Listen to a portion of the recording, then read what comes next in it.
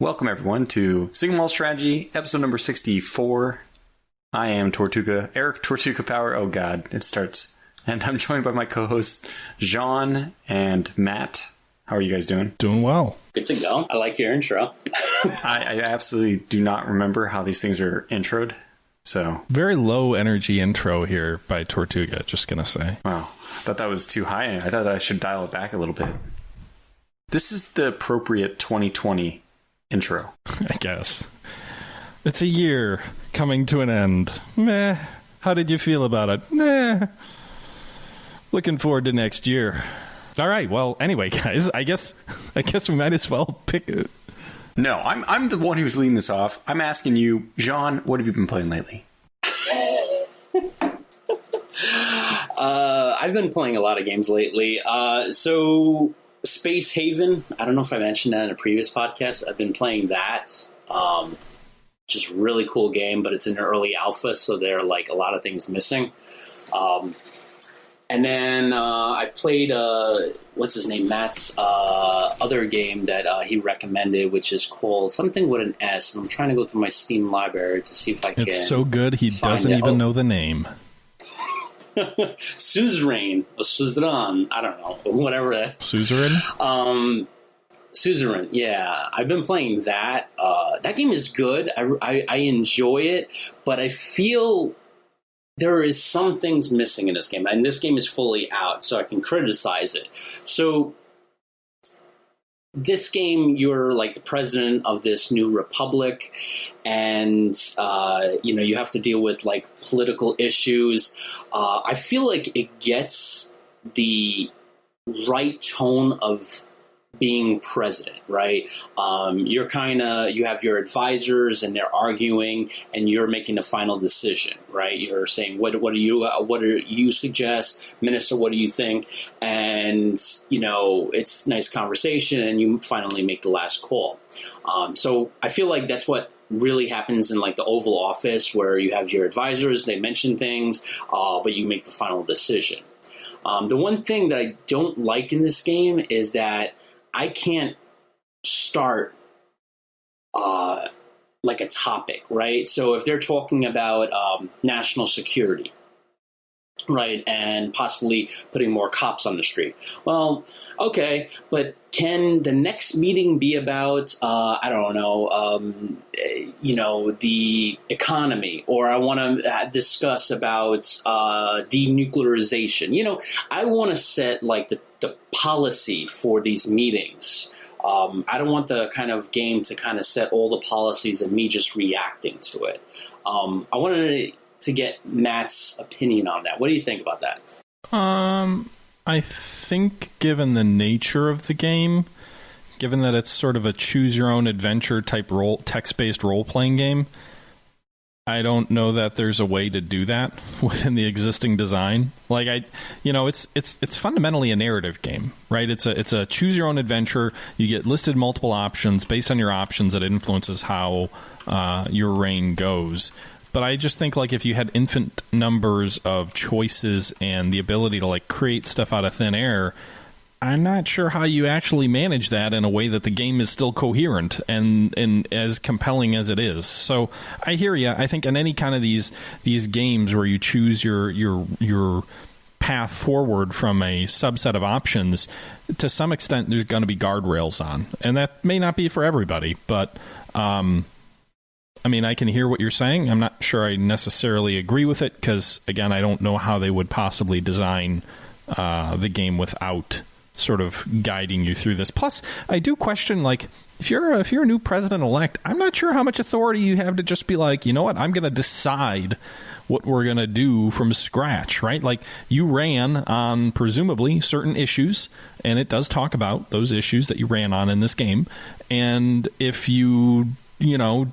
so your agenda's kind of already decided for you, either one, based by what you said you were going to do when you were running, and two, based on circumstances. Like, how much do you think a president of the United States has the ability to just say, like, I'm going to do whatever I want? Or how much do you think a president is driven by circumstances and by the major events that are going on? Just look at COVID, right? Like, COVID is a major issue in sort of the back portion of Donald Trump's presidency. And it's not like he has any ability to like be like, no, COVID doesn't, I don't want to have to make decisions about COVID. I want to, do something completely different. Right. So to some extent, I feel like presidents are largely going to deal with issues that are defined for them. George Bush didn't exactly get to choose not to have to deal with 9/11 and the war on terror. That was kind of thrust upon him. Now, there are things that you can do that you can control, but again, I think a lot of it comes back to like the things you are running on. And so if you ran on certain policies to get elected, you're probably already being told based on what you ran on what the issues are you're going to deal with. Like, I think there's only so much you can do that isn't sort of outside of your control as a political leader. Maybe foreign policy is the area where you have the most freedom. But I think most domestic issues are pushed upon you by your opposition or your own party and what they care about and what matters to them. Mm. I was kind of hoping for like a little bit of like democracy. First of all, one of you guys want to explain what this game is? I mean, I'm familiar with it, but I don't think it's extremely popular. Maybe somebody doesn't know what it is. Yeah, so Suzerain is I kind of already described it. It's kind of like a choose-your-own-adventure. I think the best description is probably like a text-based role-playing game. There's not a lot of graphics to it. Essentially, you are a newly elected president in a deeply troubled country. It's the 1950s. It's a fictional country called Swordland, I believe is the name of it. And you are in the midst of a serious recession. You're in the midst of violent clashes between far-right and far-left extremist groups within your country. Your country has serious infrastructural issues to go along with its economic issues, and you have to sort of chart the course for the presidency. It's also a country that's sort of coming out of a period of authoritarianism. I've seen a lot of people compare it to like the historical situation in Turkey in the 1950s. I've also seen some analogies to Greece and to like Iran. I don't think there's quite the religion. Well, I guess Iran was fairly secular at this time. So, it's interesting to see. I think it has some foundations in like an old DOS game that was called Hidden Agenda that was about running a fictional Latin American country. And that was actually made by someone in the State Department.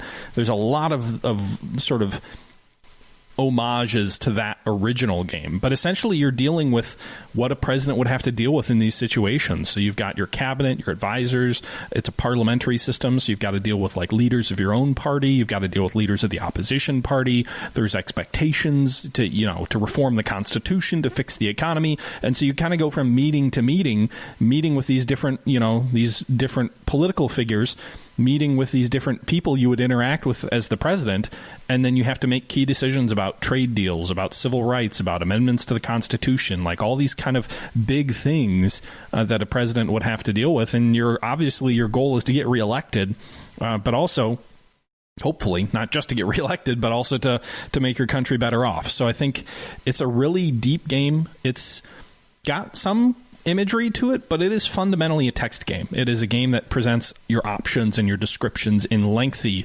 voluminous discussion. There's no voiceovers for conversations between your cabinet ministers. You're reading what they're saying. It's very much like a choose-your-own-adventure story, like a novel almost. It's almost like a visual novel in a lot of ways. But I would say, in that sense, the way I think of it is a text-based RPG, and I really enjoy it. I think it's a lot of fun. That's one of the games I've been playing a lot of lately. But it is what it is. You've only got so many options, so many choices, and there's only so many variations that the developers could create without things becoming too taxing to sort of write these stories. One thing that I think is interesting is I was talking to Benjamin Magnus, who works for he has his own Twitch channel. He's a partner streamer on Twitch, and he also works for Paradox Interactive. And he was telling me that he knows the developers of Suzerain and that they worked on... Let me make sure I get this right. Where am I looking? Yeah, he said, I know the guys who made it. Some of them are the old dev team from Hearts of Iron 3 Black Ice, which I thought was kind of interesting. Oh, wow. Wow. Isn't that like a modding team? I believe it was a mod for Hearts of Iron 3. I never played it, but I think it was a very detailed mod. Yes, it was a mod for Hearts of Iron 3. It was probably like the mod for Hearts of Iron 3. Yeah, so I would love to get them on to talk to them on Developer Dialogue. I think it's a very interesting and unique game. The only other thing that's somewhat modern that I could really compare it to is Rogue State, which I played a bit of as well, which was a little bit more interaction. You had like characters who walked in and out of your cabinet office, but that was about leading a fictional Middle Eastern country in modern times.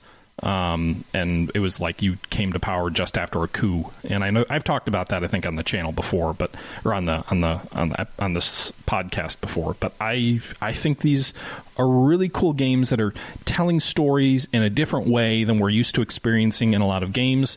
And you don't see a lot of games where you like get these kind of like personal interactions with people in strategy games. Usually it's like, you don't even see your cabinet ministers, right? Like you're making decisions on spreadsheets.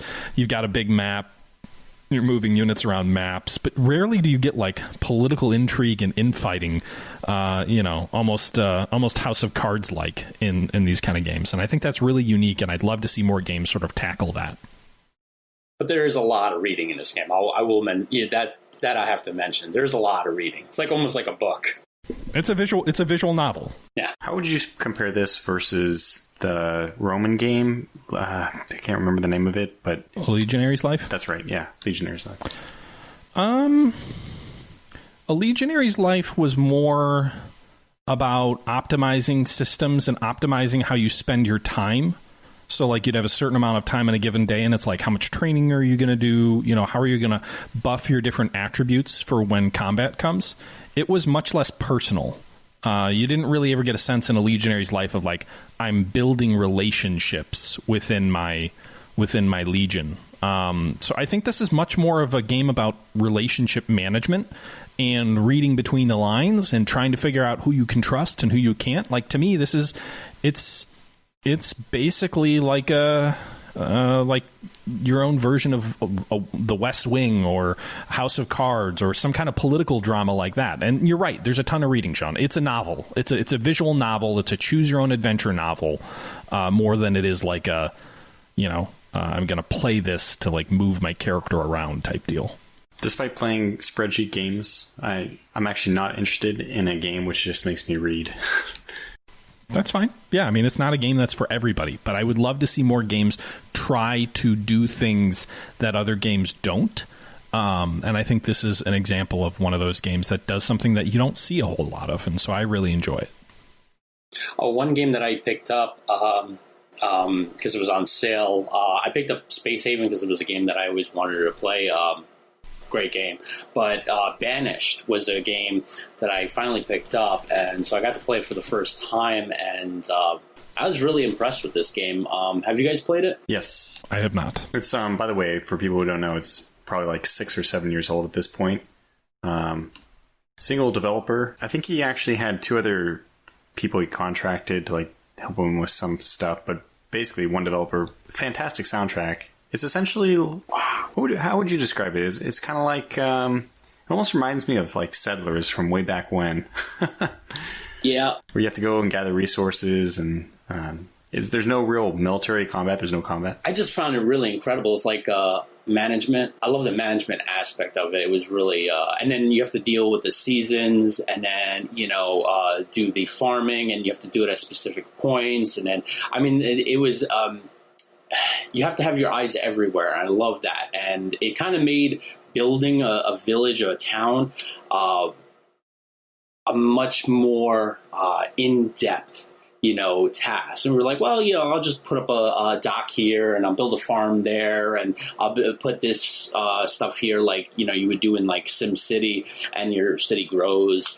If you don't plan correctly, right? If you don't harvest your your crops before the temperature hits, below freezing, you just lost all that corn, all that grain, and now all the food that you were expecting to have over the winter is gone, and now your people are dying. And it's just, I really enjoyed the game. The graphics weren't like the highest level, which is fine. I just really enjoyed how it made you kind of keep your eyes everywhere and just you have to be on top of everything. I really enjoyed that. I think that was one of the criticisms with the game, even that it had this learning process where you essentially learned by failing, and that's what a lot of people did in exactly the same way you described. Like the first time you built something, let's say you forgot tools, and it's not a problem that you can really self-correct in time to save your town. Normally, that is catastrophic failure. You have people dying. You're lucky if you make it out alive, but if you do, it sets your town back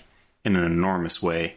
And then so maybe you just restart. Okay, no, I got this now. I'm just going to build tools. And then then winter comes and your crops fail, and you're like, okay, well, restart again. I got it this time though, because I'm going to make sure the crops don't fail. And then something else, you do something else wrong, like you forget to build a cemetery, and then people die, and you don't have any place to mourn, and the people riot. I don't know. It's one of those games where it's like you learn by iterations. And that's fun if you really enjoyed the game, and it is a very enjoyable game, so it has that going for it. But it also does require this like constant reset process. What have you been playing, Tortuga? Oh, I've been playing a lot of Supreme Ruler lately, and I've also been playing Shadow Empire. So those are the two that I've been playing a lot of. Supreme Ruler, we just, on Developer Dialogue, just interviewed Christian Latour, the project director there, and I've been playing that game. Well, I mean, it's one of my favorite games of all time. I can't say enough good things about it for those who are not really aware of it. It's got this war game focus, but geopolitical simulator type thing. It reminds a lot of people a lot of the Superpower series. And it requires a lot of getting into the details. So for people who like something where you're really managing every aspect of the government, from the economy to the research to the military to the all the different resources going in and out. If you're willing to really get in there, I guess it kind of reminds me of Distant Worlds universe from that perspective. You have a lot of knobs to turn, and you have to balance the private and public economy, and then military, of course, is forefront of it as well. So pretty deep, interesting game. The only problem I had with that game was I really enjoyed that game. The only problem is, and I mentioned it before we had the interview, was that the further you zoom out, and I'm a zoom out kind of guy, but yeah, the further you zoom out, the lower the FPS gets. So I do notice that, like, playing the game and being even, like, regional, right, like continent view, I'm at, like, in the single digits or teens for FPS. And I remember you mentioning it, that's mainly because of the, it's animating all the 3D units. Yeah, and you have, like, a hex for them is 16 kilometers long, and it's a 3D game, so they have, like, 3D models, and I guess that when you zoom out, I experienced the same thing. I think everyone experiences this. When you zoom out too far, especially if you have the game unpaused, it does bog the game down. And then for people who aren't aware, if you have this issue, simply zooming in will get rid of the problem. It's just that if you zoom too far out, it's trying to draw too many things, or I don't know, it's trying to calculate too many things. Whatever the problem is, zooming back in fixes it. And then, I usually pause and then I'll zoom out just to kind of take scope of the bigger situation. For example, if you're kind of tracking two nations which are at war with each other, but you don't have line of sight, kind of zoom out, turn on one of the color map modes to see the different nations, see which one's winning, and then you go back and zoom into your thing, and you just, unpause and continue about your stuff. Or you could zoom in over there, but you don't want to play zoomed out at the global level. That's right. Yeah, this is a drawback. Do you think it's a CPU issue or a GPU? Because you have a good GPU, I think. At this point, I'm lucky enough to have both a good GPU and a good CPU. And I believe it's CPU related. But, don't quote me on that. But whatever it is, it's easily mitigated. And for the depth in that game, and we heard from the developer, right? It was a game that they've been making since 2001. It's pretty remarkable that they have like the 3D models in there. They're able to zoom out and zoom back in anywhere in the world. I guess it's kind of like Hearts of Iron from that perspective. You can just go anywhere in the world and look anywhere, and all the hexes are made for the entire world.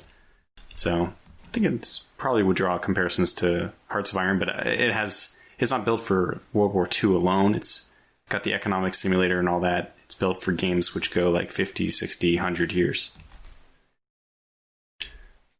So that, and other than that, I've been playing Shadow Empire. That's probably another one we'll talk about a little bit later as well. That's such an interesting game to me. I find that I have strong bursts of hating it when there's mechanics that are just too difficult for me to understand. And I mean, I guess when it's of the three of us, I don't know. I think I have more patience for those really the minutia, the details, with the obvious like counterexample that Matt has mastered War in the Pacific, which is something that eludes me still.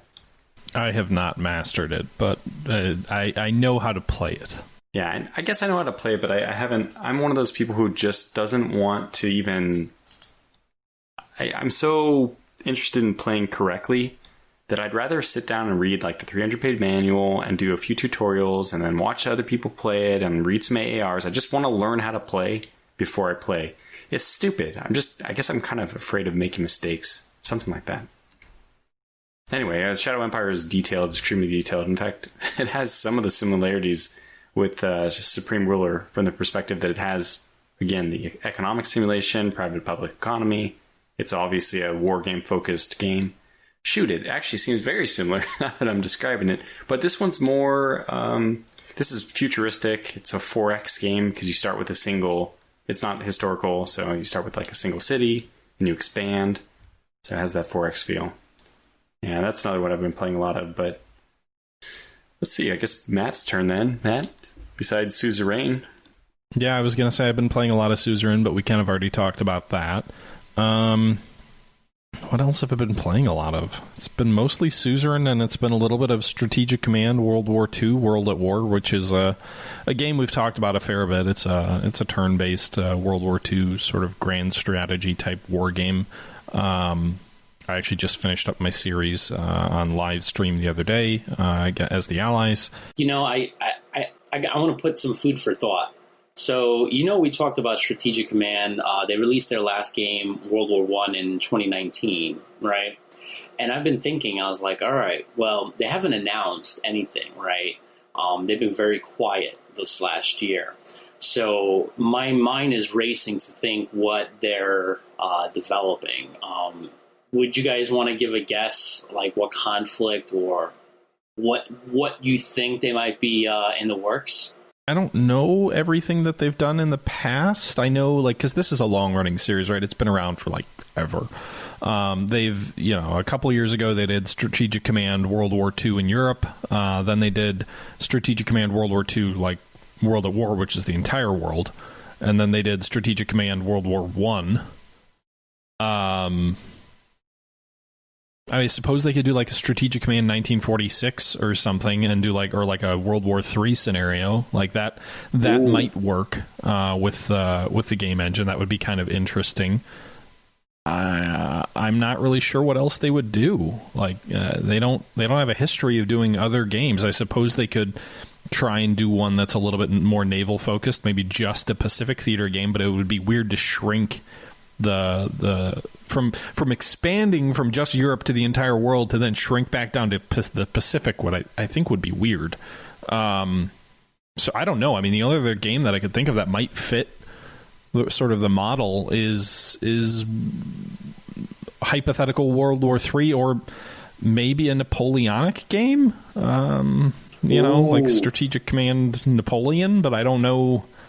I think they'd have to make a lot of changes to the game because all of their games sort of are premised on this idea of like a continuous front line along the entire battlefield, and that doesn't really work for Napoleon. Yeah, since we mentioned Strategic Command War Plan, so we didn't actually go over this. Maybe we should save it for the next episode, but Slytherin announced 4 new games for 2021. And one of the games I wanted to mention, because we were talking about Strategic Command, is War Plan Pacific has been announced. And as soon as they announced it, like, you know, I was just like mind blown. You know, it's looking at the screenshots. I was watching actually the live stream of it. I was just like at work, and I, you know, like all my coworkers could be speaking to me. My attention was focused straight on that stream, and it was just some gorgeous stuff. I feel like this is going to be the Pacific war game that's going to be the baseline. You know, like, it's not too light on the Pacific War. Like Strategic Command is more generalized. And then you have War in the Pacific, Admiral's Edition, which is like Grognard level. I feel like it's right in the middle, right where I want to be. What do you guys think? Did you play the original War Plan? For Europe, yeah. And were you, was your mind blown about that one? I mean, I thought it was really good. It scratched that itch that I wanted. You know, scratched, I mean.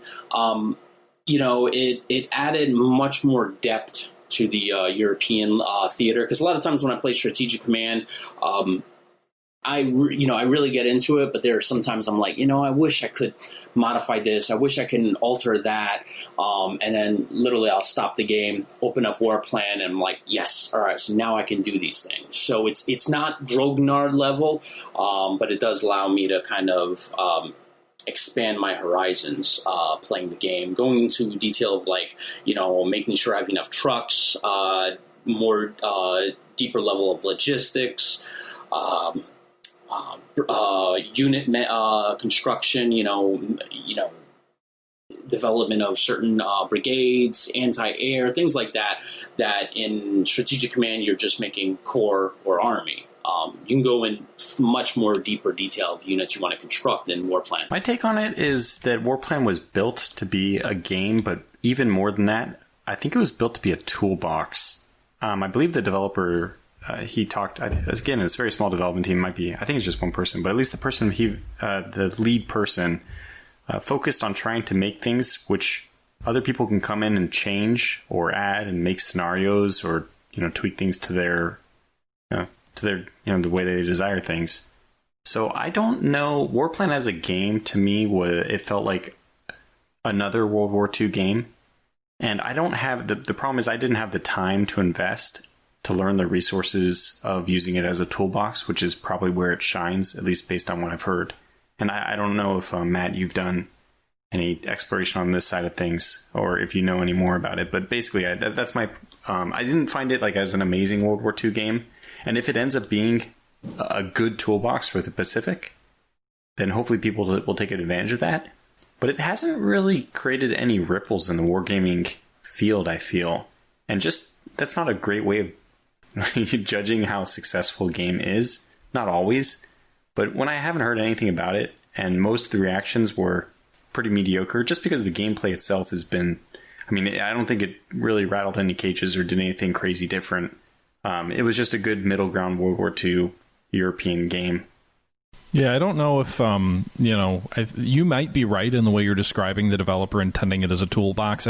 One of the things that always confused me is, like, the opening line of their marketing for the game is like, it's a World War II simulation engine. That's literally in the first sentence. They say War Plan is an incredibly accurate World War II simulation engine. That's a really weird way to market a war game, right? Yeah, wouldn't you say it's a really accurate World War II game? Why are you saying a simulation engine? I think that speaks to what I was saying. Yeah, no, I think you're right, Tortuga, but I haven't seen anyone really, I haven't been paying super close attention, but I haven't really seen anyone do anything interesting with it. Yeah, that's the problem, isn't it? That if that's what they marketed their game as, and you haven't seen anybody take it and run with it, I assume that somebody out there has enough time and enough desire to go ahead and try to do that instead of, I mean, I don't even know if like War in the East can be modded or something like that, but I mean, you certainly can do mods in like Hearts of Iron and stuff like that, although that's not really at the war game level that probably a lot of people would prefer. Yeah, I mean, so the intent of this episode, and we'll get back to it in a moment, but the intent of this episode is obviously to sort of talk about 2020 in in the rearview mirror and what we liked about it and sort of the games that we played a lot of. We will be doing, probably our next episode, we'll be doing sort of a look ahead at 2020. So if this is one of those games, Jean, that you think is absolutely going to transform the wargaming world, then we can certainly talk about that on the next episode. I will leave you with one thing, though. Warplan, my impression of the first Warplan game was that naval combat was weird. It was just, it didn't feel right. It didn't seem like, but it didn't matter as much because, like, I hate to say this, like, obviously the naval theater was important in the European theater, but it wasn't a naval war by itself in the way that, like, the Pacific, you know, obviously there's theaters where it was just land combat, like China, right? But, like, when people think of the Pacific theater, they think of it as a naval war in a way that they don't when they think of the European theater. So I have some, and I haven't looked a ton at what they're changing yet, but I have some deep reservations based on my experience with Warplan with how they are going to model a game that is just about the Pacific, unless they make some massive changes to the way that naval combat works. But I think that's also a very interesting question. Something that I have been toying with doing some kind of video essay on is that I'm not sure that any game knows how to model naval combat. Let me rephrase that. I'm not sure that any turn-based war game has ever modeled naval combat right. The exceptions being, like, if it's just a game about, like, battles, then they can do better, right? Like carrier battles or other games like that, I think do a much better job at modeling naval combat.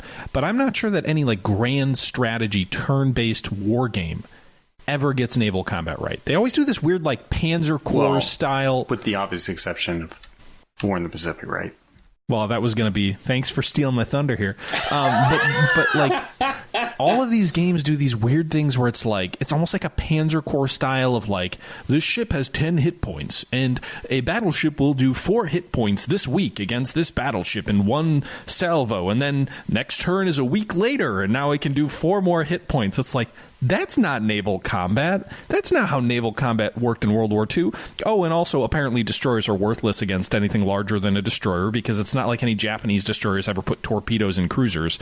But in these games, it's always like, nope, destroyer's going to do 1 damage and it's going to get obliterated by anything with bigger guns. And, you know, it feels, I don't know if it's lazy. I don't know if anybody knows, if no one knows how to do naval combat, but it just feels to me like games take what they do on land and they literally just cut and paste that onto a ship icon and it's done the exact same way, as if that somehow remotely reflects, even at a strategic level, the way that naval combat works. And the only game, Tortuga, you're right, the only game that I think has ever done it right, and again, I think real-time games are different because, like, if there's a lot of good real-time naval simulations where they focus specifically on the battle. I'm talking about, like, strategic-level games that have a battle layer. But, like, the only game that's ever done it right, I think, is War in the Pacific. But I think it does it right for some reasons that is not repeatable for other games. War in the Pacific does it right because your turn is 1 day, and your turn is broken into multiple phases. So they can say, this is what's happening in the day phase, this is what's happening in the night phase, there's recon phases, there's all these other things that go on. And then when you fight a battle, it's almost a little bit Total War-esque, where, like, the battle kind of pulls up on, like, a separate pop-up menu, and the battle's resolved in a more granular way than, like, any other turn-based games, like, shell, ammunition, torpedo launches, all of that's simulated, occurring over the span of a couple of hours within that 1 day. Now, I don't think you can do that for most strategic games because they're not 1 day turns, right? But it's the only one that does it compellingly. I think the reason for that, by the way, so this is something that I've also noticed in games. I think if you remember when we talked about Strategic Command World War One, this was one of my biggest complaints, is that the naval side of things is it's just so bad. And I think that anytime you have non-simultaneous, non-WeGo systems, this is what you will face. Because naval does not work in a way where I attack you, you attack me on your turn. It does not work that way. It doesn't. Well, even land combat doesn't, but at least in the way these games work usually is like you grind down an enemy unit until you destroy it. And that at least feels authentic to the way that, like, World War II ground combat probably is more accurate if you're talking like divisions getting ground down as the Allies try and break out of Normandy or on the Eastern Front, or like that at least feels somewhat realistic, right? You're not going to wipe a division out in one attack in one turn, one division on one division, most likely. But like in naval combat, you can definitely get a lucky hit and cause a ship to blow up in a split second. And these games never account for that. And it seems like most naval combat reflects itself much more like that. It's not a war of attrition in the span of like 5 minutes, usually. Yeah, it's because of the numbers you're dealing with, right? You can deal with things in a probabilistic fashion when you have probabilistic numbers. And people will, this differs from person to person, but in general, I'd say like 30 to 50 is where you can start getting probabilities. And there's very few naval battles which involved 30 to 50 ships. So you can't use statistics. You have to do individual attention. Yeah, and even if you do have 30 to 50 ships, like how do you model? Most of these games abstract the unit out to some fancifully large thing. So like if you were to do the same thing for naval combat, like instead of having one battleship as a chit and one battleship or one cruiser being a chit, like if you were to abstract it out in the way that they do armies, you shouldn't have a chit for each ship. Right? Yeah. Like all these games, it's like an army is one chit, like an entire army, like 100,000 men is one chit. And the most you could go ahead. No, I was just going to say, so like grinding that down slowly over multiple attacks, over multiple turns, that kind of makes sense. But for one cruiser to be its own chit, to grind it down over weeks of continuous naval combat, like that's not, you're right. So the only real way to do that maybe is if you were to have each individual unit be a fleet, but that gets problematic as well because of the way fleet composition works, and like it just, I think that would be a problem. I just don't think it could work at all in any system which isn't WeGo, because naval battles do not happen like naval. It's reaction on it. That's why War in the Pacific works, because it's reactions. First of all, it's WeGo, so it'll work even if you had 2 week long turns, because you'll be resolving a battle instantaneously. But if you have I go, you go, like there's no situation where my fleet gets to move 300 kilometers while yours is fixed. And this also is true, obviously, in like turn-based land combat. But usually, it's not as blazon a violation of reality, so we allow it. It's an okay-ish abstraction that, yes, on my turn, I completely surrounded your forces even though they didn't move. Because we kind of say, okay, I mean, let's just pretend that they were moving backwards and they're infantry, and like my band, okay, so we broke the lines and we just got around them. They were confused. I mean, there's ways you can, but there's no situation where a naval fleet is going to sit out in the ocean in the middle. They're always in motion. And that's why WeGo makes sense, because WeGo is the processing of the turn and they're in motion. And that's where that's why you have so many things like, the Atlantas getting caught. I mean, these are CLAAs. They're not meant to be caught in surface combat. And at night they're caught. Wasn't that around Guadalcanal in the battle? And, you didn't want them, but it's because they're in motion and Japanese ships are in motion and they just happen to stumble upon each other. It wasn't like I right-clicked my fleet on yours. So they just ran into each other. I think there's also an element of how damage is modeled as well. I think, rather than being like 2 hit points, 3 hit points, like War in the Pacific gives you the option of like shells hit the ship, but they don't always penetrate, right? Like not all shells are created equal. A torpedo might hit, a torpedo might be a dud. Like there's a lot of things that go into naval combat because you're talking one ship is one unit and not one unit is 200,000 men with 500 tanks. To your point, I think the way the numbers work is it makes sense to abstract stuff out when it's a large blob that you can't like wipe out in a single go, than when it's a ship and you're trying to model something, I think, fundamentally more complex. Yeah, we'll have to be careful not to dive down this rabbit hole too much, because, I have a hobby game that I'm making, which is exactly going to involve ship combat, so we can probably spend an entire episode talking about naval combat. I think you could do, and I've been debating it, I think you could do a video essay and analyzing it. But to what I was saying earlier, I think this is all very interesting. But I think we should probably segue into the games that we played the most. I guess our top games of 2020. My number 3 of 2020 is Panzer Core 2. This was a game that I think at one point I had it on my top most anticipated games list, but I wasn't like screaming for a new Panzer Core game. I thought Panzer Core 1 was a really good game, a lot of fun. I really enjoyed the way it looked and felt like the original Panzer General, which is what it was sort of inspired on. Panzer Core 2, I thought there were going to be some problems in the sense that, like, it felt kind of like Panzer General 3D, which was a bit of a flop historically. Like, it seemed like the main premise, the main value prop, if you will, for this game was like, oh, we're going to take Panzer Core, but we're just going to make all the graphics 3D. So essentially it's a turn-based war game where you go through scenarios. Essentially, like, you'll have a scenario for the invasion. One of the scenarios is for an invasion of Poland. Another one might be the invasion of Norway. And it's a turn-based war game, kind of like we've been talking about. Units are generally worth around 10 strength. You have core units that you can bring with you from battle to battle, that you kind of build this cadre of sort of core elements that you carry with you throughout the entire Second World War. So you can kind of build your own personal little army as you have to overcome these different challenges, right? And it kind of boils down to being a little bit of a puzzle game where it's like you've got to have the right force composition, you've got to move toward the right targets at the right time, figuring out how to piece this all together to take these cities on schedule. So it's a little bit of a puzzle game, but I do think it is a really well done sequel to Panzer Core. I think it is, I'm not usually someone who's like, oh, war game is pretty. Like, I generally don't care that much about it, but I do think it looks good. I think the scenario design is good. I think the reason it's third on my list and not higher is because I think the game doesn't know how to scale as well as it should. I think the big battles, like when you get into the Eastern Front, it just gets too big, too cumbersome for the system that is in place. I don't think it knows the scale well in terms of like what is interesting and enjoyable to play, right? So I think it just becomes a little bit too grindy and a little bit too much of a slog and not terribly interesting when you've got like a million units on the screen. But what I really do like is the scenarios, the smaller scenarios. So the scenarios that are dealing with the invasion of Poland, of Norway, of France. These early war scenarios are really well crafted and really interesting.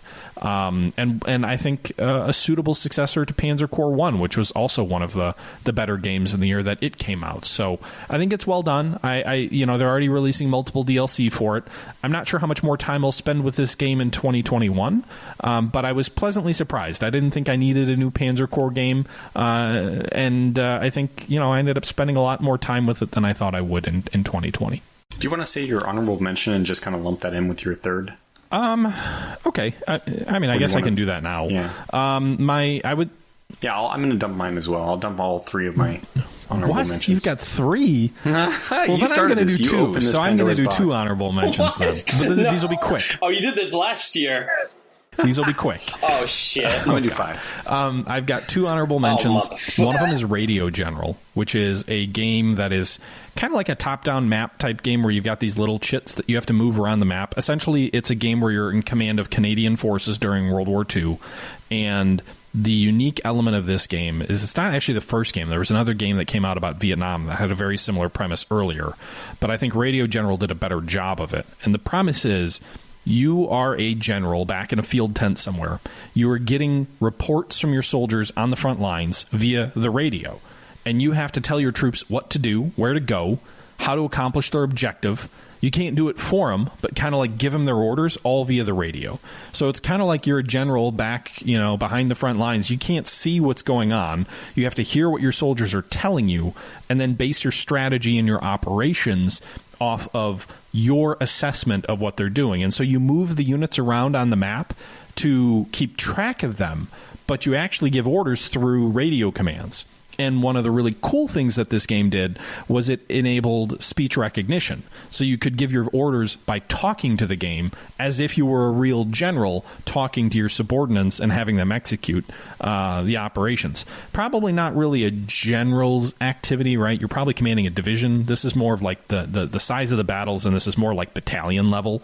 But even so, it's a really interesting game that I think was a lot of fun, did a lot of unique things, and I just think that ability to order your troops around with your voice And the way that the game managed limited amounts of information by only telling you, you only had the information based on what you could hear them talk about. It added a really interesting sort of fog of war type element to the game. And it also had all of that backing up. It had a lot of really cool sort of like archive Canadian war footage and newsreels and stuff that they built into it. I think they did a really good job. The other game which did something like this was Radio Commander, which was about U.S. soldiers in Vietnam. That took much more of a platoon type approach. There was a lot more drama and stuff. It was almost like a soap opera. I don't think that game did as good of a job of trying this concept. I think Radio General did a much better job of it, and I really enjoyed it. So that's one of my honorable mentions. And then my other honorable mention, which we talked about, was it last week? Or 2 weeks ago, whenever the last episode aired, was ICBM. So this was basically a spiritual successor to DEF CON. We've already talked about it a fair bit on the channel. If you want to hear us talk in depth, I would check out the previous episode. But essentially, it's a spiritual successor to DEF CON. Very interesting game, especially for multiplayer, where your goal is to build up a nuclear arsenal and also a defensive ring for your continent. Is probably the best way to describe your countries. And then simultaneously planning and launching nuclear strikes on your opposition to try and win by destroying the enemy while you yourself remain intact. All right, my number 3 is Crusader Kings 3. So this is a game that I think most people are familiar with. It's the successor to Crusader Kings 2, and I think it's the most polished release Paradox Interactive has ever done. It's an extremely well polished game, and my main experience with this game was in multiplayer with a couple other people. We played for a long time together, and that to me is basically the mark of a good Paradox title when I'm playing with other people and I'm really enjoying it. An amazing Paradox title is one that I play single player, and I didn't really get into single player with CK3, so to me it misses that cut of being elite. But CK, to be very fair, Crusader Kings has always been probably my least. The series from Paradox development team that I'm least interested in.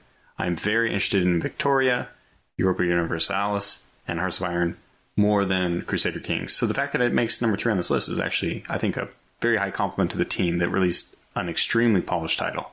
What the game is, you're playing as like a household, I guess is the way it's phrased, or a dynasty in the what does it start around 1100 or so? 870. There's 2 start dates, 876 and I think like 1066, or I want to say there's one that's like when the Normans land in England, and then or right before, and then there's one that's like early Middle Ages. Yeah, it's basically the Dark Ages, where you got the feudal system and all that, and you manage your dynasty, which means that the main thing is you have one character you're playing as at a time. And you are that character. You're not the nation. You are that character, because you could be a count, a Dutch, or a duke, or king, emperor, whatever. But you're only in control of whatever your king is in control of. And then you may have vassals, which you don't have direct control over.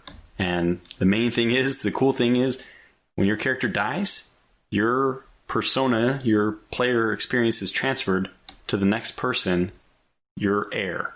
And that's how the game keeps running. It has that interesting dynamic where you're actually playing from one person to the next in a dynasty, where instead of playing you might play as a king one time, and then when you die, you play as your son. But guess what? The kingdom was split up, and you're no longer a king. So you don't play as the nation. You play as an individual person. And my honorable mentions. Sit down. There's a lot of mentions. I'm going to keep it brief. So, Combat Mission Shock Force 2. I'm giving this one an honorable mention. I think it was a very good game, but I don't... It was actually released last year, so it's one of those things where it was actually just released on Steam this year, I believe. If I'm not mistaken on that. I believe Shock Force 2 was already out, just only through Battlefront previously. Yes, you were correct. So, that was a good game. Was that a confirmation? Sorry. I was just saying you're correct. It was already out. I couldn't remember if it was 2019 or 2018, but either way, it was already out, and it came to Steam, and with a partnership with Matrix Games and Slytherin. Yeah, and that's great news. I wanted to mention this because it's great news for the Battlefront. I mean, for people who want to experience the Battlefront titles, they're now on Steam, which is awesome. And the other honorable mention I have, but Combat Mission Shock Force 2, I know it's Combat Mission. Everyone knows Combat Mission, right? I could just sweep that under the rug. No. I don't know how to describe it. It's a minute-by-minute turn-based tactical simulator. Turn-based is optional. You can also do full real-time, but yes, that is sort of where it originally came out of. Yeah, it's a very hardcore simulator, calculating. It reminds me a little bit, for those who are familiar with the reference, of Graviteam Tactics, except for it's done in a more turn-based style. But it's at that same level of you're commanding anywhere from like a dozen troops or a couple of vehicles. You can control all the way to like maybe, I don't know, can you get as large as company scale? Oh, yeah, you could do like a reinforced battalion. You can do just shy of a regiment. Wow. Graviteam is a good comparison. The only thing I would say is it's Graviteam with worse graphics, but with a better UI. Yeah, they both do the whole thing of modeling the shell trajectory and whether it penetrates. So it's supposed to be that kind of detailed, a war gamer's war sim. Yeah, we did an interview with the developers for developer dialogue, and I think it was a really interesting interview. So highly recommend you check that out. The developer dialogue podcast interview with the Shock Force 2 or Combat Mission interview. Is that like episode 3 or episode 4? I forget which. Stephen Grimald, right? Am I mispronouncing that? Mm-hmm. That's right. Then my other honorable mention is Grand Tactician: The Civil War. I'm considering this an honorable mention because it was released to Steam, but it's early access, so it's not really released. And I don't know if it was at its release state when it was released, it would not make my top 3 because it's still pretty buggy, but it's a work in progress. I'm really excited to see how that title develops, but at least it was released to Steam, so we're able to play it. However, whether you want to play it in its current state, I do, but not. I mean, it's got some bugs. It's got a ways to go before I think it's really functional the way, I want it to be like the Hearts of Iron of Civil War games, and it has the potential to do that, but it's not there yet. Yeah, that's a game that I guess we'll have to see till the next episode. That may end up on my most anticipated list. Definitely would not be on my list in its current state. But if we're talking of what I'm hopeful for, next year, to your point, Tortuga, I think, the current state is a bit iffy. But if they keep developing it and they keep polishing the bugs and they keep refining it, this game has immense potential. Actually, I have one question, because Jean, have you played that lately? I remember that this was, you were saying very many highly praised, I don't know how to describe this, very many flattering things about the game. You were excited about it. Have you played it lately? Has it met your expectations?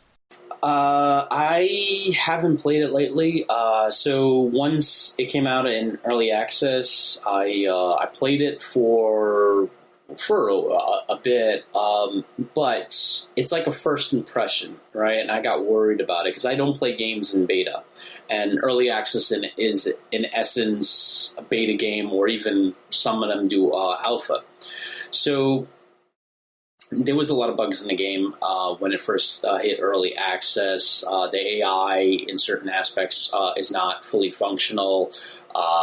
Units don't respond properly in some aspects. So I played it a little bit. I got that taste in my mouth of what it could be, and I was satisfied with it, so I stopped. Because I want my full first impressions to be the vanilla 1.0 version.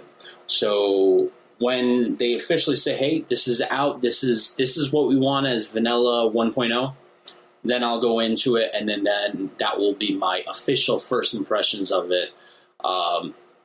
Basically, the way I kind of took playing it in early access is like doing an interview over the phone. You got an idea of who the person is.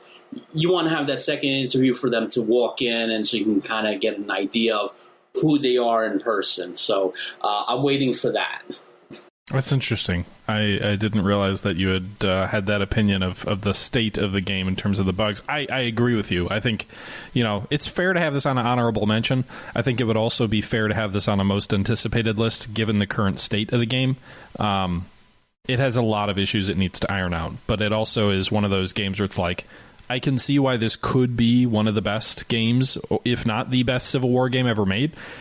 if it delivers on its promise. But, you know, I feel like that's one of those things that it's almost like a kid in school, right? He has such great potential. Like, it makes you cringe when you hear it, because it's like, so what you're saying is it kind of sucks right now. And I don't know if I'd go quite that far, but you're right, John. There are elements of the game that, at least when I was playing it, which it's been a little bit, but when I was playing it, there were like clearly elements of the game that were broken or needed to be fixed. The AI didn't know how to manage the economy, didn't know how to manage the armies.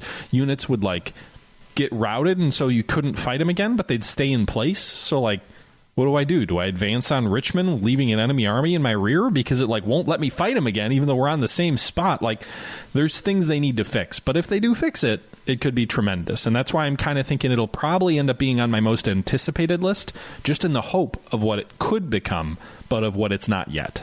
And they're making significant strides. They're constantly posting out updates. They're making some changes to things to improve the UI, and lots of changes for bug fixes. So I do keep up with their blog and Twitter, and they're doing a lot of work. I can see them and it's a small busting their team ass. too, right? Like, I think it's like one programmer and like one or two guys for the art, and like it's a pretty small team. So they're definitely not just throwing it out there and saying, "Here, it's done." So hopefully it ends up living up to what it could be. Anyway, other honorable mentions, Tortuga? No, that was it. And I just want to say we can also reference, we did a developer dialogue interview with them as well. So if people are interested in learning more, you can find out what right from the horse's mouth, as they say, on our developer dialogue interview with both of the lead people from Grand Tactician, the Civil War. Otherwise, over to you, Jean. Look at that self-promotion. We're just so effective. Oh, shit.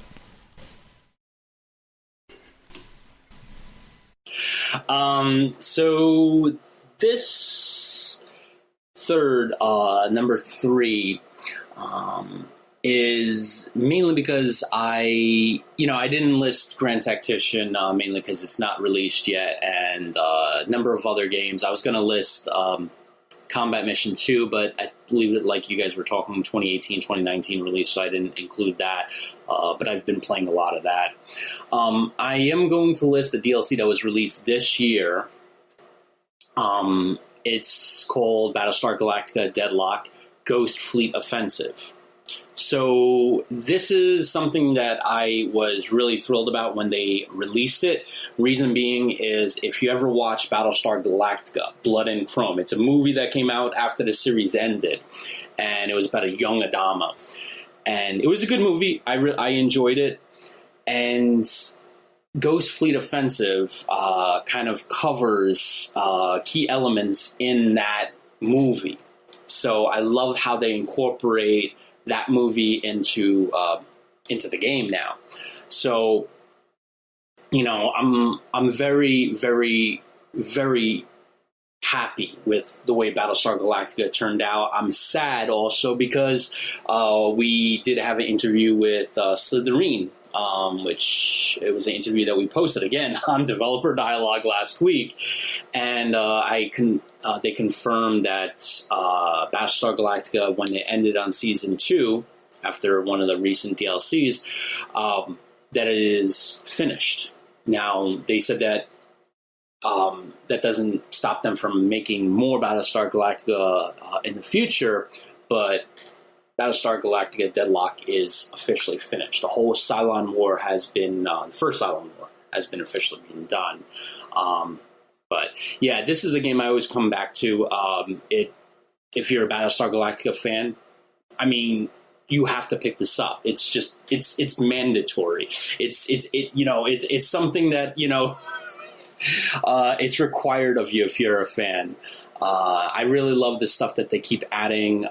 They added also whole bunches. If you didn't pick up the DLCs, they have things like Fleet Admiral updates, which add a whole bunch of additional features to the game for free. So I really love the way that turned out. All right, number 2. Are we back to me? I'll pause my IL2. Back to me, right? So my number 2 of 2020 would be Cauldrons of War Barbarossa, which I've talked a fair bit about on this podcast in the past. But I think it bears really celebrating because it is a game that puts you in the shoes essentially of a field marshal in World War II as either the sort of chief German or Russian commander during the German invasion of Russia in 1941 and early 1942 when the Soviet counteroffensive starts. And it does a lot. Like, I think you'll see one of the things that is maybe not as common with these top 3, but it's certainly true for both of my honorable mentions, is that one thing I really valued in 2020 was games that try doing new things or doing things differently. And Cauldrons of War is a game that does things that I've never really seen anyone try to do. It, as a field marshal, you're not micromanaging every division. You're not micromanaging flank attacks or other things like that. What's your job as a field marshal? Your job is to put the divisions or the corps, or the corps and the armies, into the relevant army groups, to give those army groups a focus, to tell them what operations they're going to try and accomplish. Are they going to try and take Kiev? Are they going to try and drive south and encircle a pocket of troops in the Crimea? What are your operations? Are you going to attack Moscow from the south, from the west? Are you going to attack Leningrad directly, or are you going to besiege the city? Like, you're making these key strategic decisions, and then you're giving the armies their directives on the ways that you want them to attack. But you're not dealing with the intricate tactics. You are dealing with maintaining your logistics, trying to wrest air superiority, trying to decide, should we go with a Kessel operation to surround large numbers of enemy troops and drive deep into the enemy rear? Are we going to assault them frontally and just try and destroy them on the field of battle? This is a game that does a lot that I think is... A lot of war games would do well to learn from this game because it says, listen, if you're really the commander of the entire Eastern Front for the Germans, what do you care about the 22nd Panzer Division? What do you care about the 33rd Infantry Brigade? You don't. You've got 2 million soldiers under your command. You've got a lot better things to worry about an individual group of 10,000.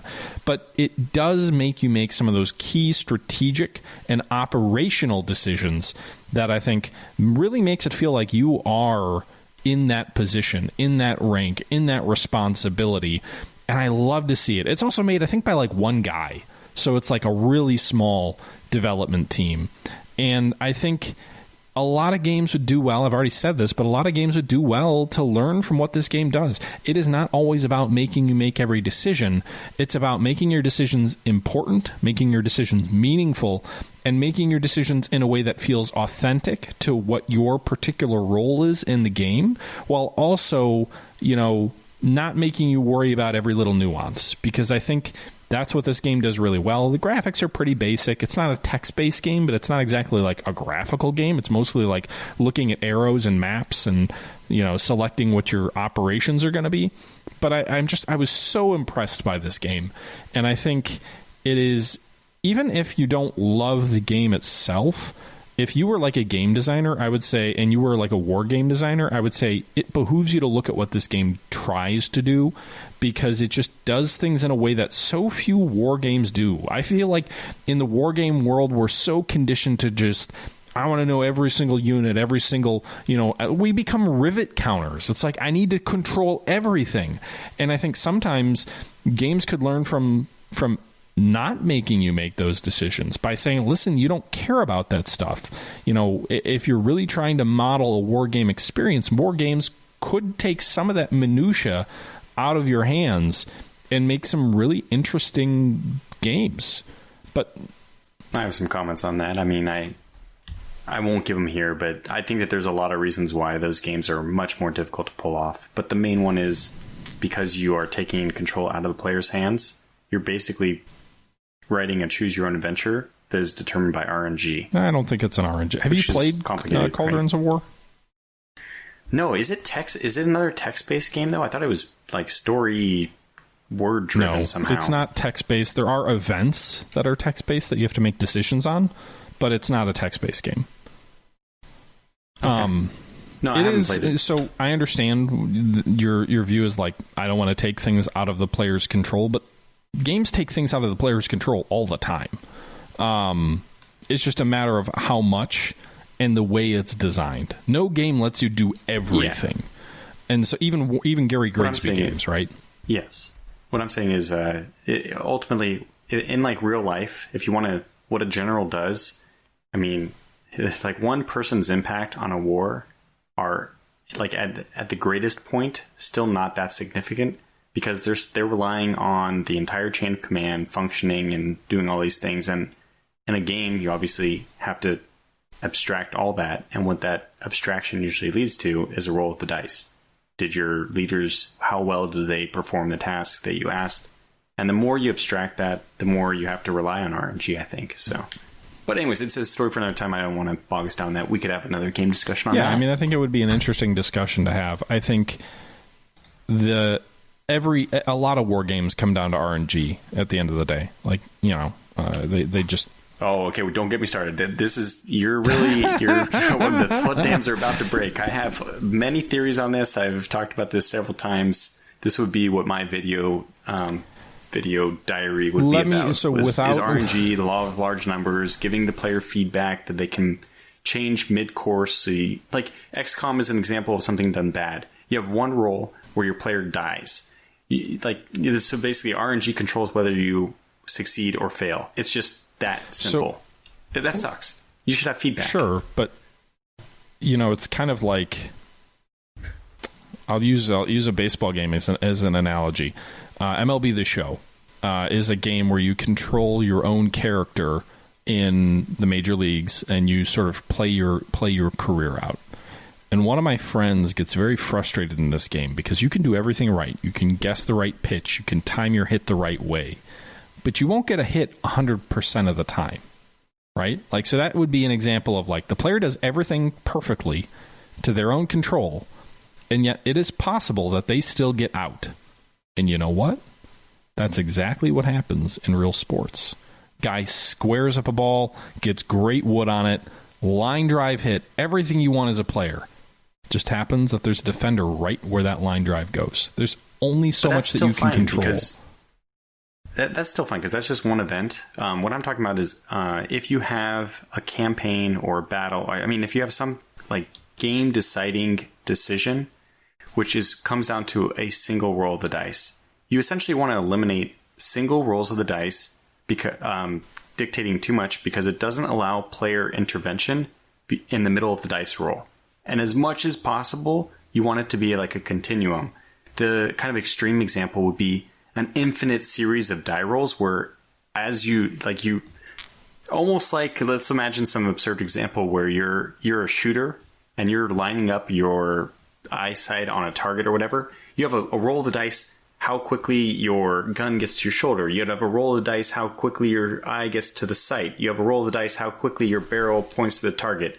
And the ideal would be a continuum of those things versus in XCOM, a single roll where the player has no intervention. Because, for example, if I'm a little bit slow with my movement of barrel to my chest, the butt of the rifle to the shoulder, maybe I suddenly decide, okay, I did that way too slowly. I rolled a bad number, essentially. I'm going to seek cover instead of trying to line up the rest of the shot. You give player intervention.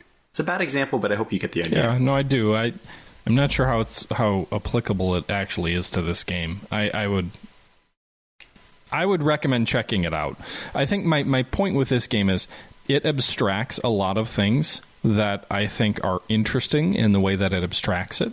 I think it focuses the player's attention on some interesting decisions, and it doesn't bog the player down into minutia. And I think too often war games try to make you do everything. And that doesn't mean that there aren't interesting ways to do everything. It doesn't mean that things should come down to single dice rolls. It doesn't mean that games like Gary Grigsby don't have a place. But I do think it would be really interesting. I think there is room in the wargaming genre for games like this that try to do things and try to abstract things in interesting ways that make things feel authentic. And I think too often we just don't see games that even try to do this. We're so conditioned in the idea of doing and managing and micromanaging everything. And I think sometimes it would be really interesting if a game developer said, no, that's not what I want you to try and experience. That's not what I want you to focus on. My objective with this game is to make you feel like a field marshal, or to make you feel like a field marshal light with maybe a little bit more interaction than a typical field marshal. You know, maybe you're the field marshal and his staff. I don't know. But I think there is a place in the wargaming genre for games like this. And I think it's an underexplored area where games really think about how to abstract things that aren't important and make you focus on the important things, even if it means it's not going to be a rivet counter. Well, do you mind if I jump over to my number 2 then? Yeah, go ahead. It's already been talked about, so I'll just say it. ICBM. This game came out of nowhere. I think it's an amazing multiplayer game, and Matt and I have done a few games. It's just a lot of fun to just have an evening. It kind of reminds me of like a beer and pretzels war game. What we played that one together. What was the Axis and Allies? This to me is what Axis and Allies could have been. It's Axis and Allies to the 10. It's basically a great game that you can play in a single evening. Very enjoyable. If you're into PvP, it's also a great way to, as we say, ruin friendships, because it's got all those elements of backstabbing and all that fun. But even single player, the game it plays very smooth. I don't know if that makes sense, but the graphical user interface is fantastic. I think it's just very simple, keeps everything in the game plays very simple, and yet it's still very compelling, which is a very difficult balance to achieve. So that's my number 2. And no honorable mentions?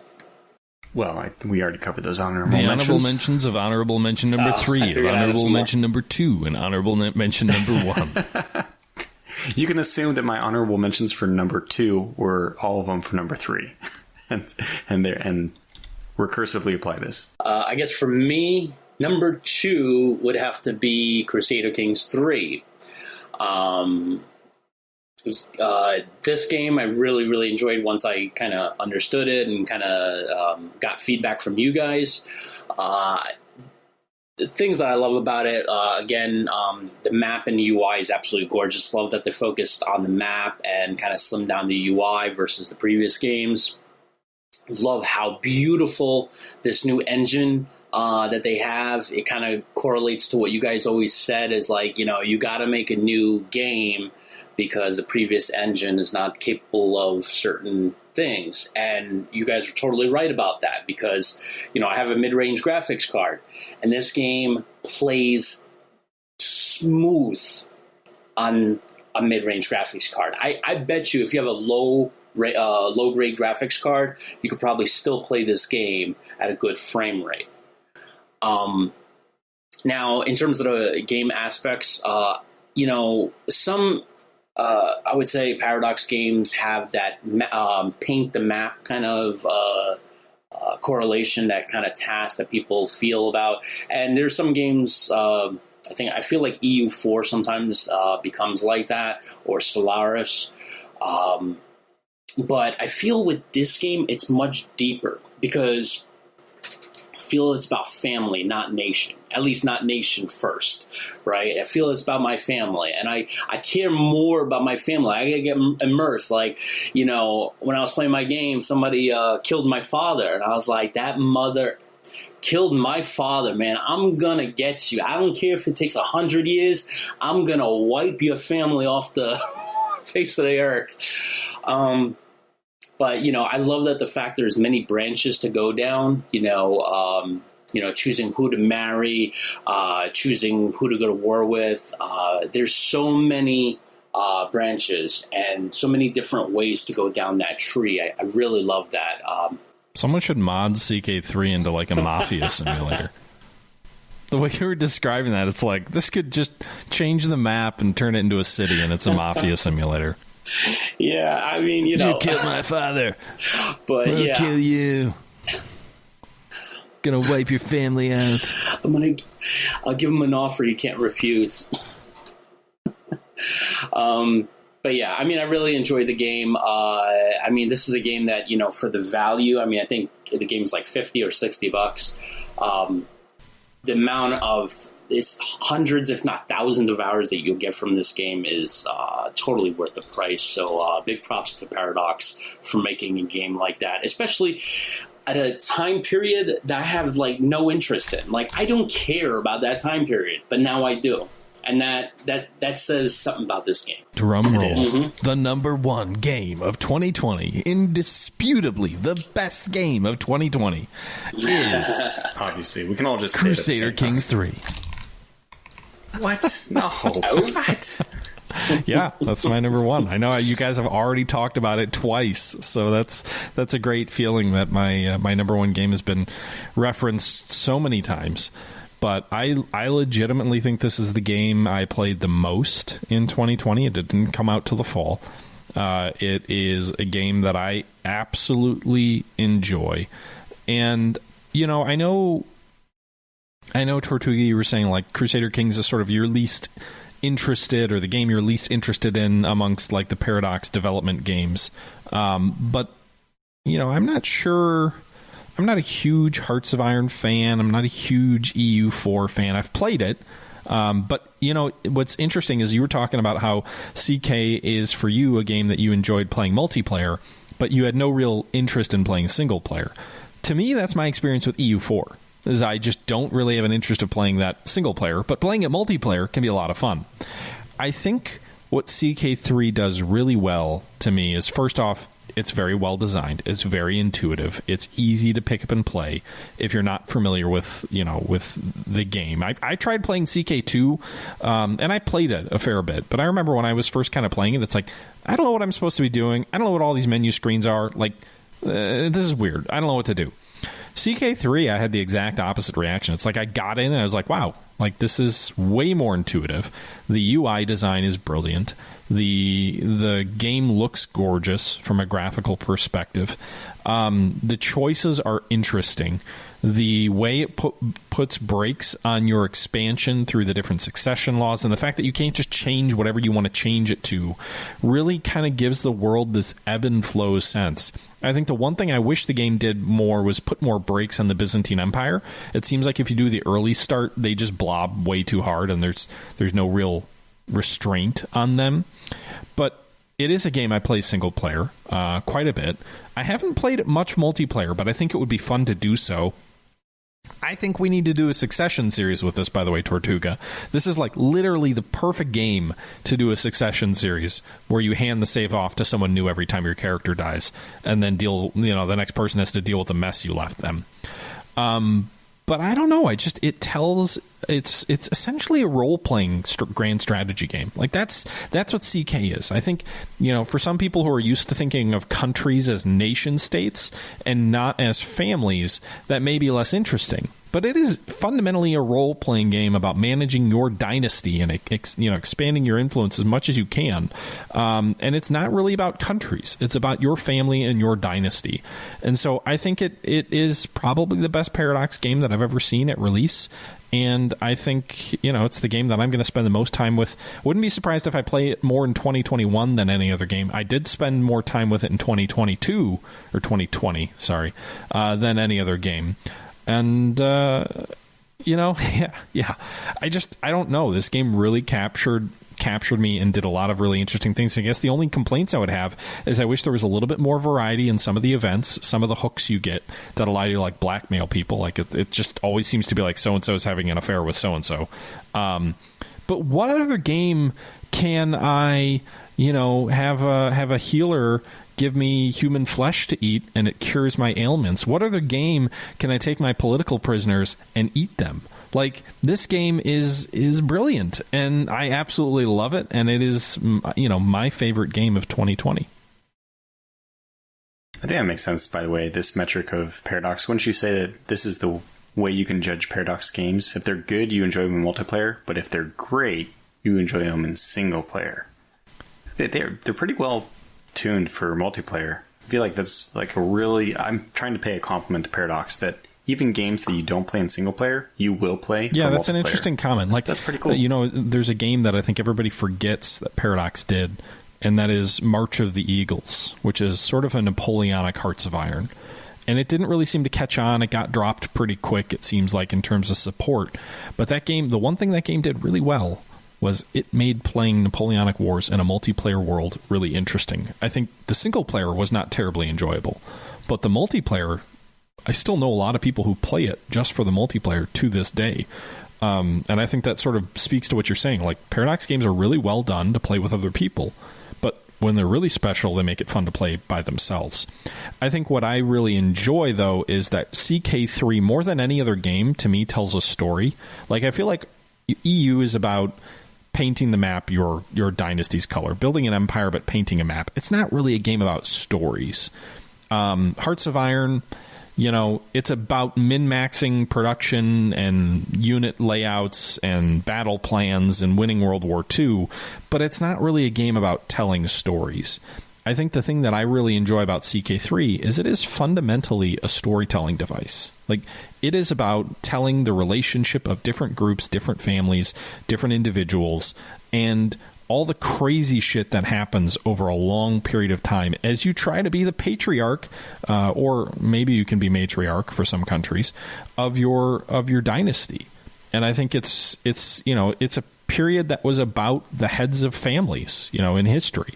The patriarchs of their time were the ones that were really driving, at least our understanding at this point. Certainly not true for everybody at the time, but at least in terms of the history, what we know about that period of time was really driven by the leaders of those families. And I think it's really interesting and enjoyable and fun to play. For me, both single player. I would like to play it more multiplayer. I've actually played more single player than multiplayer, but yeah, I mean, that's probably all I have to say. Well, the game I thought you were going to say, and my number one title for 2020 is, without a doubt, Shadow Empire. This game came from, there was almost no publicity on it before 2020. It was, just only people who were actually tracking VR Design's development, which has got to be only just a handful of people, of which, for some reason, just because I love his previous games, Vic, of course, the developer, I was actually one of those people tracking this, but this came out of nowhere, and the biggest surprise to me is it's even, now that it's released on Steam, it's even been successful by Steam standards for such a niche, detailed, it's probably 10 steps deeper than Battlefront or Combat Mission. How do you determine that, a lot of these out games, of curiosity? Like, what is a successful launch by Steam standards? What does that mean? I was expecting Shadow Empire to be torn to pieces by reviews because it takes such a... First of all, it's very opaque. It's very difficult to learn. And a lot of Steam comments, you can see a lot of people who just play for 2 hours or within 2 hours and will return if they don't like it. I could have seen that been a disastrous system for a game like Shadow Empire, which is very difficult to learn. You probably takes you 4 hours to learn the game. it's very difficult to play. It does not, I don't think it does. It's probably the biggest failing of it is explaining how to play the game. That we need a super detailed tutorial series, which I think Das Tactic, a content creator on YouTube, has done. But it's just a very difficult game to pick up and play. It's even for me, it's still a game I struggle with. And yet, okay, so I've been saying a few negative things. Why is it my number one game of 2020? Oh my gosh, it's the depth, the war game, the everything. It's truly a masterpiece in game design. And I think that if it could fix some of the issues with user experience, it'll be one of the best games on my top 10 games of all time. Now, right now it struggles with the user experience, and that does become very frustrating because you just don't know what's going on in the game. You don't know how to address the issues you're having. But why do I consider it successful on Steam? Let's see. What is its percentage there? What's interesting, though, is I feel like a lot of Slytherin and Matrix games do actually have positive reviews on Steam. Oh my gosh. And I'm not sure that it's necessarily an indication of success or failure. Maybe it's marketing, right? I think one of the reasons you see games like Imperator get review bombed is because Paradox has such enormous reach that a ton of people are exposed to it. There's a lot of marketing that goes into it. Maybe Matrix and Slytherin are just more careful about who they push this out to and who gets exposed to this. And sure, obviously YouTubers help expose people to things all the time, but like if it's just mostly like people like us, Tortuga, who are sort of playing it in our own little bubble of YouTube where we're strategy and war gamers, and the vast majority of our audience is strategy and war gamers. If you only expose it to people who are predicated to like the game, that may drive positive reviews in a way that if they did like a massive marketing push, it wouldn't. I'm not saying that's why.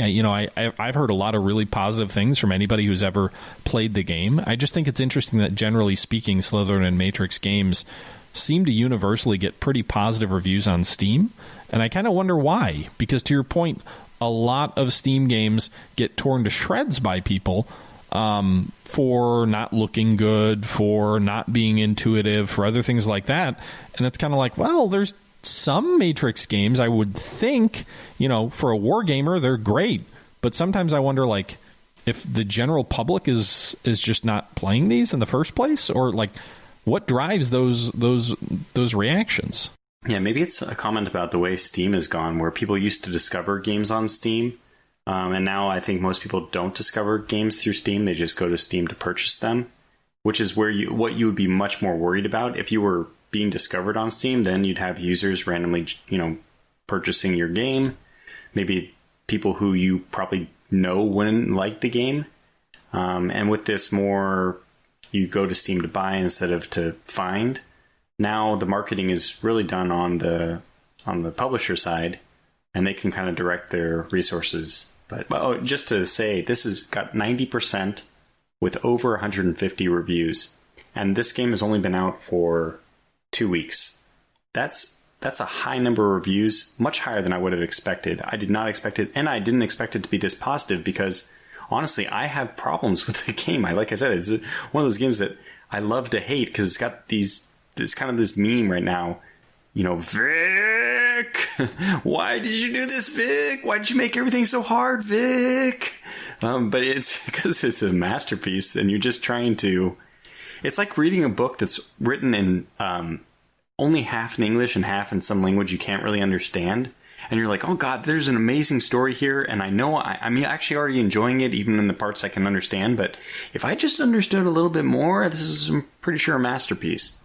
Yeah, no, and I think what you're saying is fair. And I'm not meaning to slander anyone. Part of me wonders if it's just an example of Slytherin and Matrix doing a really good job of marketing to people they know will like the game, and maybe not marketing to people who won't. I don't know.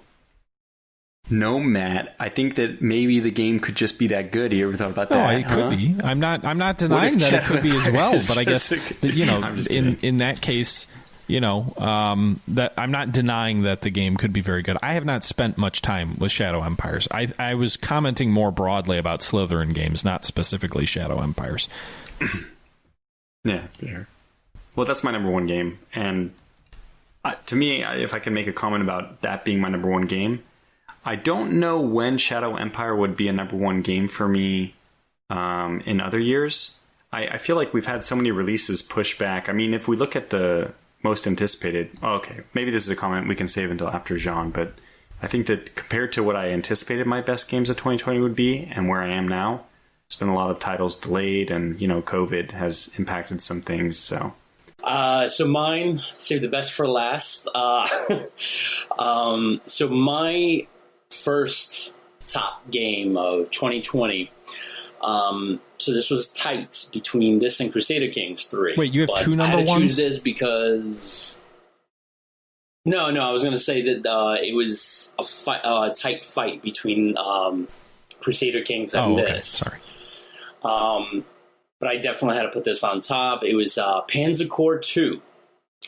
And I chose Panzer Core 2 because I get a lot of immersion, and I get a lot of enjoyment playing this game. The amazing thing about this game is quick learning factor, right? I really love that. You could just jump right into a game, not play the tutorial. I felt they did that exactly right. little things like the WASD keys are mapped. It's just little things like that I always look for. I love the textures of the game. Apparently, the textures and unit models were all done by Slytherin and some contractors. So I really appreciate that. And they keep adding to the game.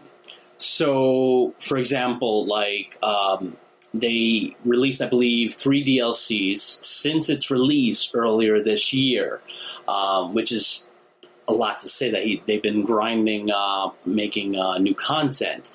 One of the new contents that they came out with was the Spanish Civil War. Now, I appreciated that because there's not many games out there that cover the Spanish Civil War. So this is something I definitely wanted, covered, and Panzer Core 2 did it, and did it in an enjoyable way. And I feel also that they're adding more to the game, mechanics-wise. So, you can now use paratroopers to get behind enemy lines. With recent DLC, you can destroy the enemy air force while it's still on the ground. And then, those are the main things. But I do feel like, this is a game when you play, I really feel immersed into the game. Like, when I lose a unit, I really get pissed off. And if I fail a scenario, I'm even more pissed off. And there's very few games that get me kind of riled up. Panzer Core 2 is one of them. And that just goes to show that it's a game that, is really done well. I love the animations in it. The beautiful terrain, the beautiful animations, beautiful graphics. So I really, really enjoy it. I wish it was on the mobile platform where I play Panzer Core 1, but I don't think that's going to happen anytime soon. I do look forward to their future DLCs, and I feel like this is the perfect way to go, right? They're adding DLCs, but they're adding mechanics to it. So I'm hoping a couple of DLCs down the road, more and more mechanics are added to this game that just make this game even more perfect. Well, that's our top games of 2020. Certainly kept this video short, or audio short. Oh, shit, it's an hour and 40 minutes. Yeah, but I think, it's an interesting year. I think, to your point, Tortuga, there's been a lot of games that either weren't developed when we thought they were going to be, or that were pushed out to 2021. I had a list of 5 or 6 games that I would have mentioned, in my top list. But other than CK3, I'm not sure how many of these games I'm going to play a lot next year. Whereas I can see a number of games coming out next year, if they deliver, being games that I play for years. So, I think one of those being War in the East 2. If that gets delivered, if it does well, if they do a good job, I think that's one of those forever type games. So it should be really interesting to see what happens next year. But I still think there were some really interesting games, at least in my list, that I think did a great job this year. And I think one of the themes I feel like of this year, as opposed to maybe previous years, was I feel like there were a number of games, whether it's Radio Commander, whether it's Cauldrons of War, that did things that I had not seen before in strategy and wargaming. And so I'm really looking forward to see what comes out next year. But I hope we also get a little bit more of that uniqueness, of that, trying something different, trying something new. Because I think one of the criticisms that people will say about the wargaming space is that it tends to be a little bit stagnant, that you don't always see a ton of innovation, a ton of change. And I don't think that was true this year, but I hope that we feel the same way about next year, and that, we continue to push the envelope, continue to see what new ideas, what new designs can be done to breathe new life, frankly, into a lot of genres, especially World War II and the American Civil War, that we have a lot of games that cover it. But how do we keep pushing that so that it's not just a rehash? And I think there was a lot this year that did a good job of that, and I hope we see a lot more of that next year as well. Yep, and there's a lot of games that I'm looking forward to, which we will discuss in our next podcast. like Starship Troopers. But there's also a couple of things that I wanted to address that we did in a previous Slytherin interview. So we'll save that for the next episode. So stay tuned and subscribe, and be sure to like this episode and this podcast if you want to hear more of it. And yeah. Are we done? I didn't hear if you wrapped it up. I feel when there's dead silence. I feel when there's dead silence, it's like... I didn't know if we were done. I was just... I didn't say anything because I knew that Historical Gamer was flying aisle 2 and he didn't understand what was going on. I just wanted to let silence happen until somebody tried to figure it out. I was just an observer. I'm just weaving between these bombers. It's a long... It's kind of a deep penetration as far as these like bombing missions go. So it's a bit of a... I've been just weaving between these Ju-88s for like the last 20 minutes and we're still not even in contact yet.